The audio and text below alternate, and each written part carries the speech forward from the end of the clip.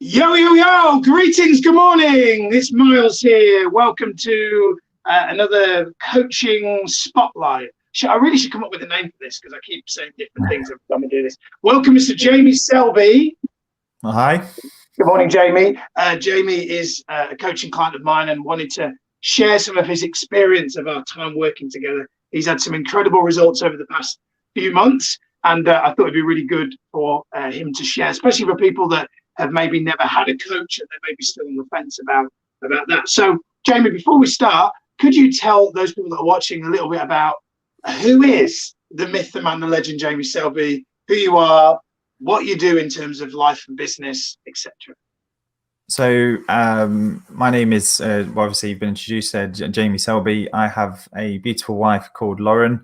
I have two beautiful boys, Tobias and Jackson. I also have a new baby on the way, which is absolutely amazing. Yes. Wasn't sure if you were going to say that, so I kept that back. I've got the most intelligent dog in the world in Maya. She's unbelievable. Keeps me on my toes. And I run a business called Lost Profit, where we help entrepreneurs discover where they're losing profits and what they can do about it to actually increase their profits. We've got over 25 e-training courses within that, and I've set that up all since lockdown. So I've also got a second business, which is to do with affiliate marketing, and I set that up actually a week ago. So lots of things moving, and the main thing for me has been confidence to get those things going. So thank you, Miles. You're welcome. So we've been worked it out. We've been working together now almost a year. What made you make the decision? Because I know you've been in coaching personal development programs before. What made you make the decision to enroll in coaching with me back then, going back a year? What made you do that? Well, I think the main thing was trust. You know, I trusted in Miles. I trusted in you. I trusted in the process that you were talking about. I knew kind of I needed a coach. You know, I was kind of sitting on the fence thinking, you know, what do I do? You know, everyone's talking about having a coach. Is it right for me?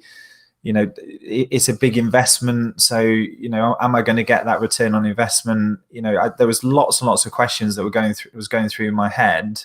But you just kept hitting me with these messages, and I was like, you know, I've got to do this. Like I've got to start somewhere. And who better to go with than Miles? You know, somebody that I trust, somebody who had my best interests at heart. So it was a no-brainer at the time. Yes, there were doubts, but yeah, thankful I did. Thanks, Jim. You talked about investment, and I'm a big believer that it's often not easy to quantify the results or the return on investment for life coaching. It's easy to maybe quantify in business. If a business coach gets a person, our revenue's doubled as a result of working with this coach, then at least there's some form of tangible numerical data to show a specific actual monetary return on investment for that type of coaching. Life coaching is not so easy. So what are some of the results that you've got? What are some of the return on investments that you've got as a result of the coaching? I think a lot of the return on investment is you don't actually start to notice it initially. So when I started on the coaching program, a lot of what you were talking about, I was like, well, okay, yeah, that is common sense, but I'm not practicing it. And you know, I felt like I was doing some of the things, but I wasn't really doing them, if that makes sense. And it took me 3 months to get used to your style of coaching.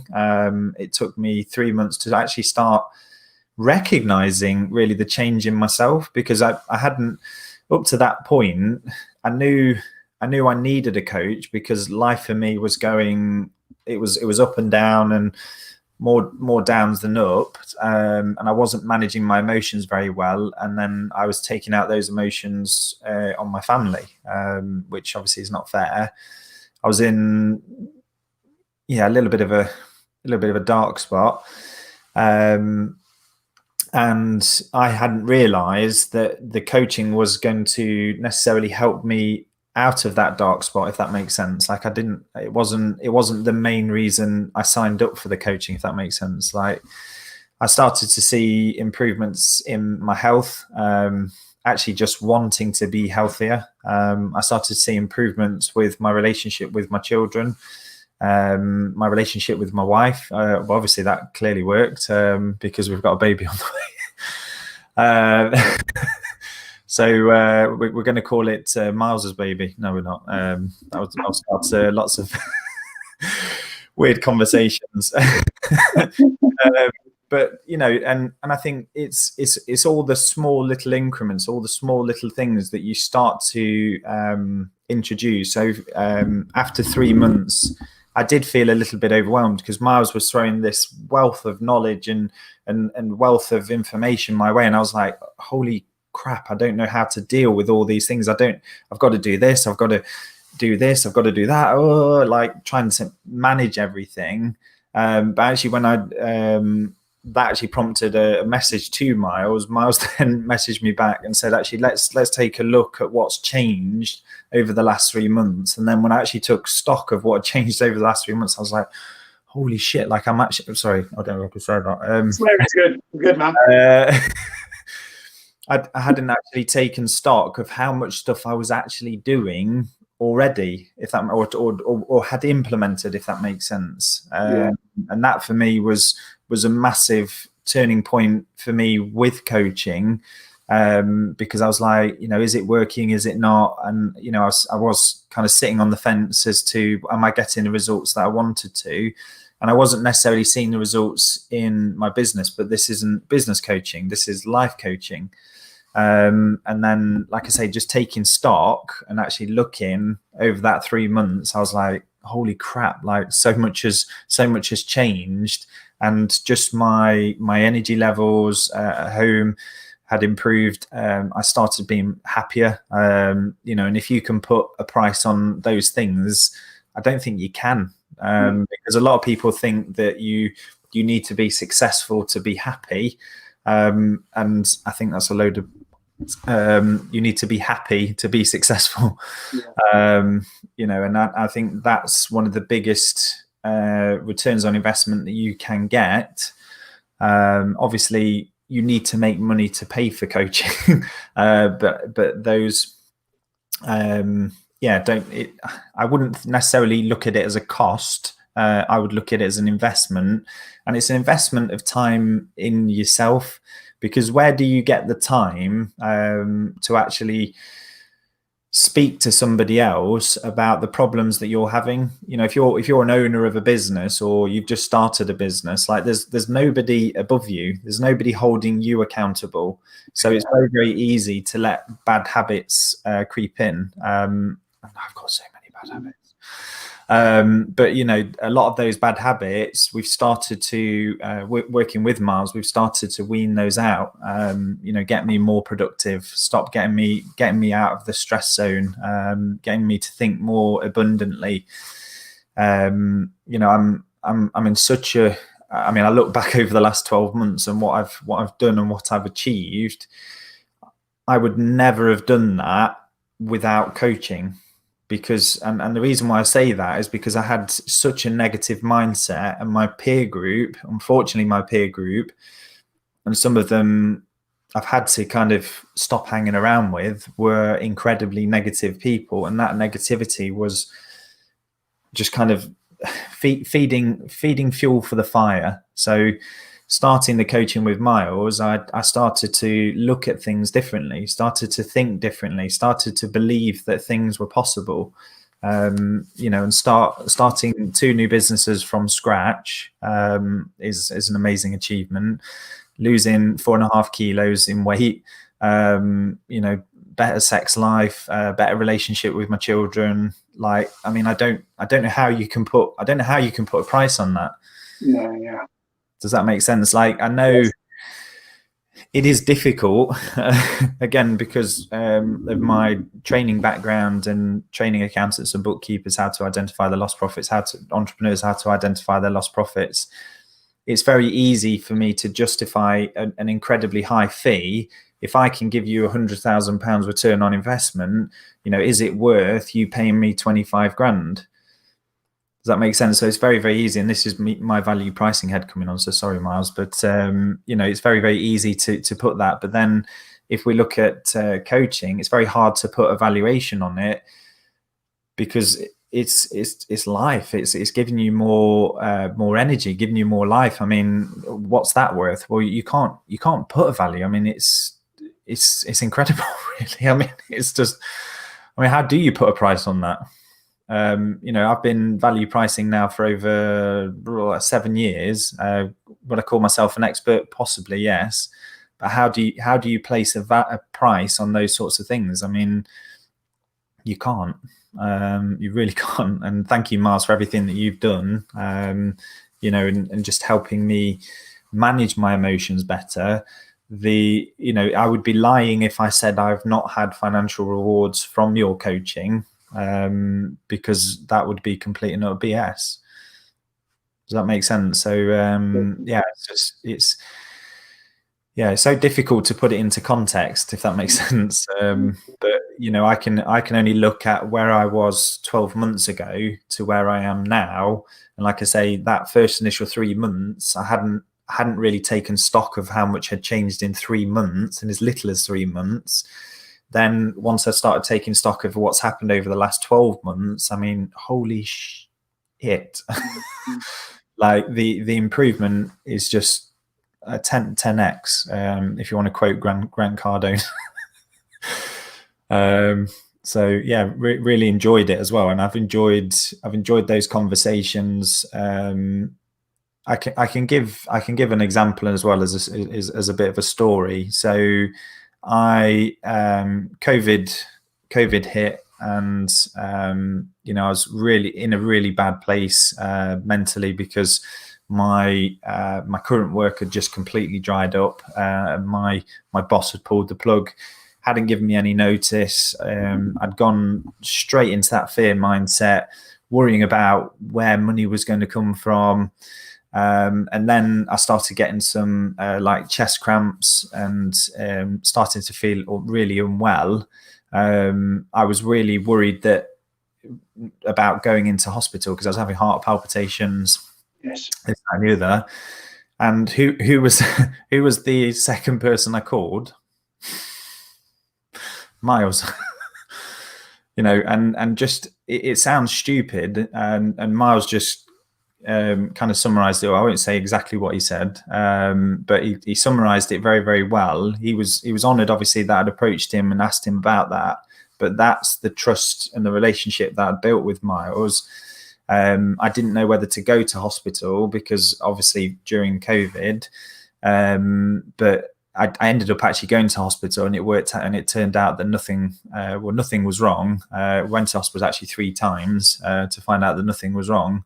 All I can put it down to is anxiety and stress of the whole situation. Yes. But the point is that had I not had that confidant, that person to actually turn to and ask for a little bit of support without actually laughing at me, was really, really important. And that for me was worth the cost of 12 months, really, just that one thing. So and again, that just puts it into perspective, just having that ability to just sense check your own mind, because when you're in that fear mindset, and I know when I'm moving into that fear mindset, I'm making irrational decisions. I'm not thinking straight. So again, having the Miles, is it messenger coach you call it? So having the Miles messenger coach there is just, it's a fantastic service just to dip into when you're starting to actually ask yourself the question, is this a rational fear or is this an irrational fear? Yes. Yeah. So for me, that has just been an absolute game changer. And everything for me is moving in the right direction. I'm not gonna say I've made millions and millions of pounds because of Miles's coaching. I am in a better position now as a man and as a human being, massively from over the last 12 months. So again, thank you, Miles. You're welcome. Wow. I'm truly honoured by all that. Thanks, Jamie. All right, mate. Last question then, I guess, is don't get a big head. No. To people that are watching that are maybe sitting on the fence, that maybe they've heard of coaching, but they've not had coaching before. They've had coaching before. It didn't go as well as they maybe thought. What would you say to someone who has got a feeling that they have more untapped potential, and they have a feeling that inside of them they would benefit from some form of coaching? What would you say to somebody who's watching that has that type of dialogue running? What would you say? Well, I think there's quite a few dialogues in my head now. If we just focused on one of them, so if you've had a coach before and it hasn't worked, the only thing I'd ask you to look at is how long were you with that coach for, because like anything, you and did you do the work? That's the point. So did you do the work? Because you can't just go to Miles and say, look, Miles changed my life, and kind of sit on your backside and do nothing, because you've not changed.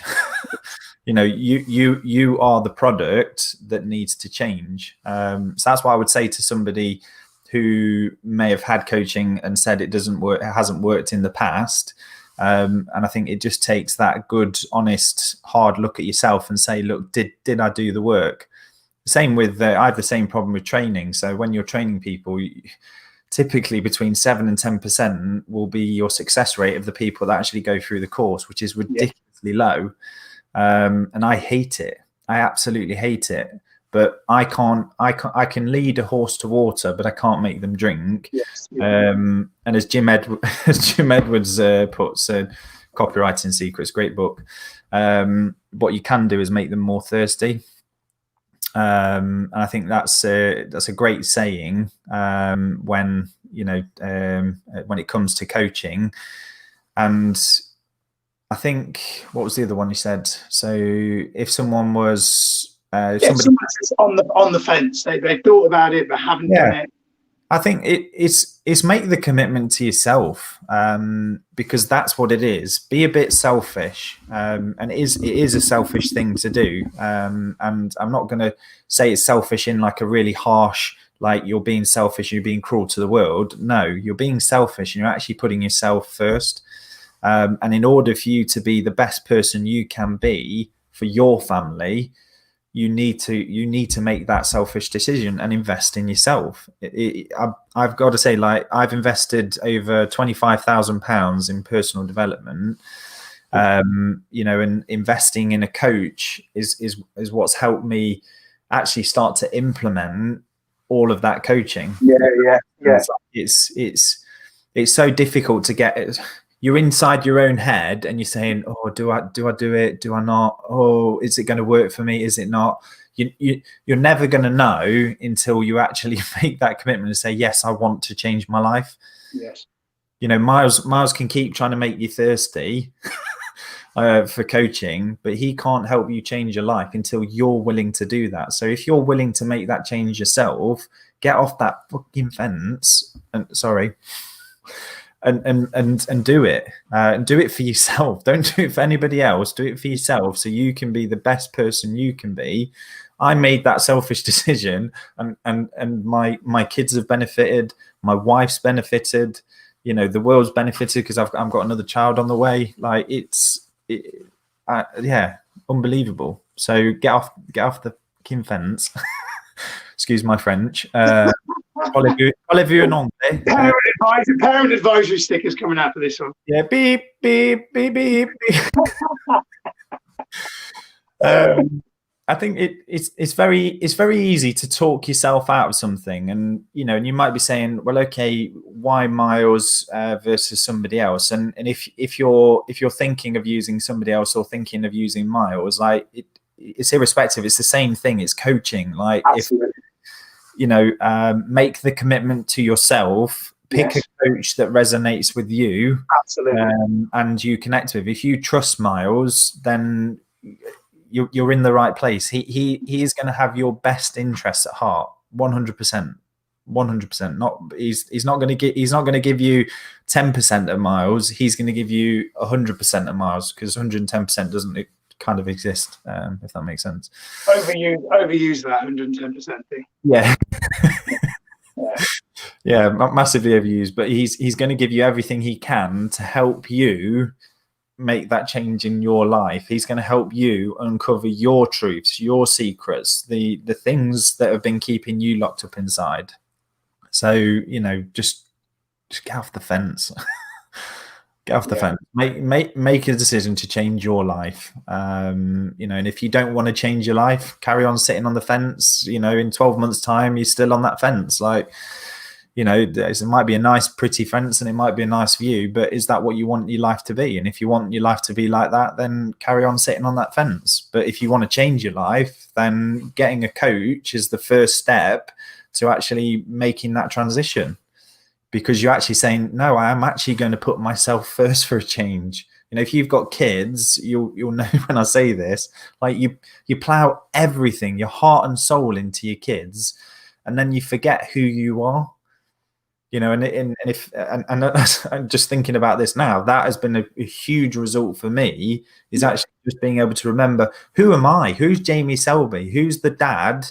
Yes. You know, yes, I'm a dad, and I'd love my family to bits, but I need to know who I am. Who is Jamie Selby? How do I become the best dad I can be? How can I become the best husband I can be?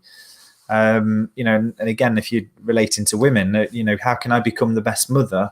How can I become the best wife? You know, and if that's selfish, you know, I'm all for it, because if that means I'm going to be a better version of myself for my wife and my kids and my friends and my family, like, sign me up.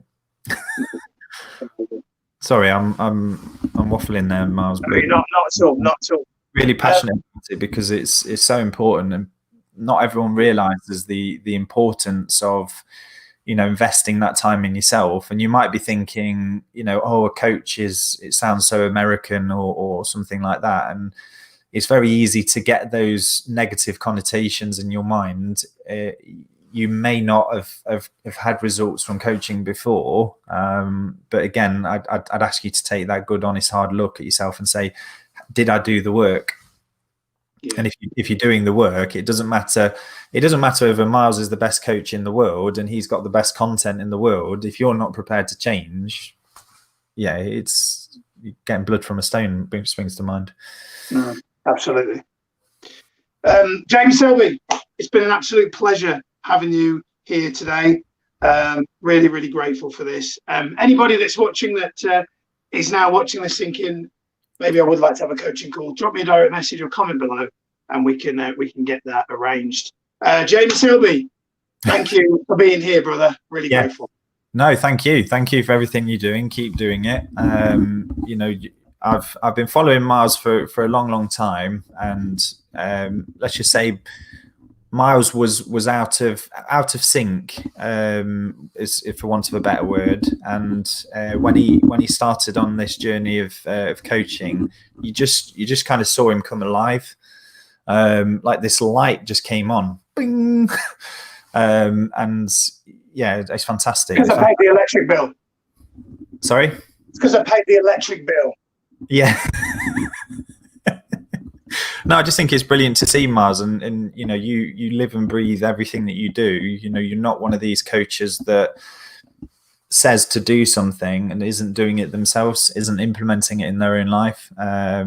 So yeah, well done to you, and keep going, mate. Amazing. Thank you, Jamie. Awesome. Take care, mate. Bye, everyone.